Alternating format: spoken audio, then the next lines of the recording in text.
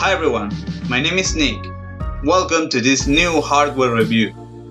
Today I'll be doing the comparison between the two most popular type of computer keyboards, the membrane and mechanical. The aspects I'll be reviewing are the design, the size, their layout, the internal structure and their price. This is the membrane keyboard, a Logitech MK345, aiming to the office area due to its minimalistic design and wireless connection. On the other hand, this is the mechanical keyboard, the Ball & Rush Chaos Spectrum RGB, intended for enthusiast gamers seeing its catchy colored lights. So, once knowing this, let's get started. Well, as you may have noticed already, the size is not exactly a huge difference between both devices, since they measure 45 centimeters, which, to be honest, is pretty long for common desks. Therefore, there are models designed to be shorter, removing the numerical lateral section and managing the space between keys the best as possible. Concerning the design, there are some clear distinctions such as the height of keys or the palm rest.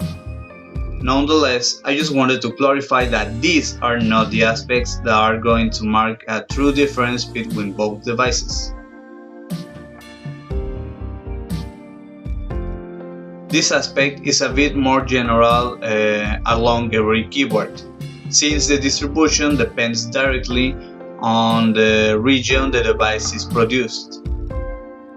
For example, the ones I own are designed for Spanish users, taking into account that they include the letter N tilde and several symbols that are placed in the position that we are used to use them in Mexico, like all this one. What is more, the Ball & Rush Chaos also have some buttons to manage the PC's media player and the RGB pattern, while the Logitech only has the power switch. This is the most important aspect for this review, since it's what truly is going to set difference among membrane and mechanical.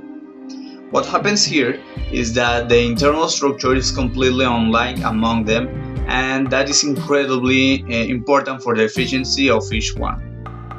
Firstly, and easier, the Logitech keyboard is composed by an internal membrane panel that allows the switch to generate a signal and codify it to make it understandable for the computer, which means that every key is connected to a clustered system, and consequently they are interdependent. This has a crucial negative point, and it's that if any key spot on the membrane panel fails, that means that the whole panel gets afflicted and is probably going to stop working properly. On the other hand, the Ball & Rush keyboard is composed by several mechanic switches that are independent from each other and transmit their data flow by an individual diode, which is an unidirectional current switch.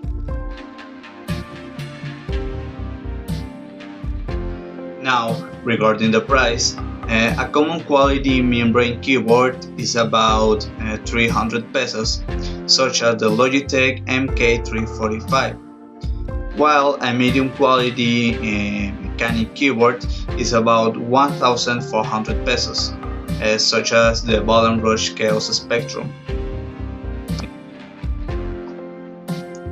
Now, in my very personal opinion, a mechanical keyboard is definitely worth the price, bearing in mind its efficiency and capability of customization.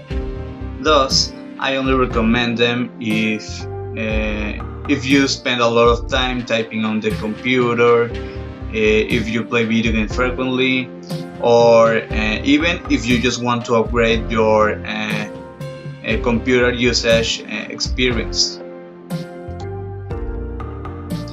Additionally, a membrane keyboard is a perfect choice if you only want to cover that typing necessity without spending much money.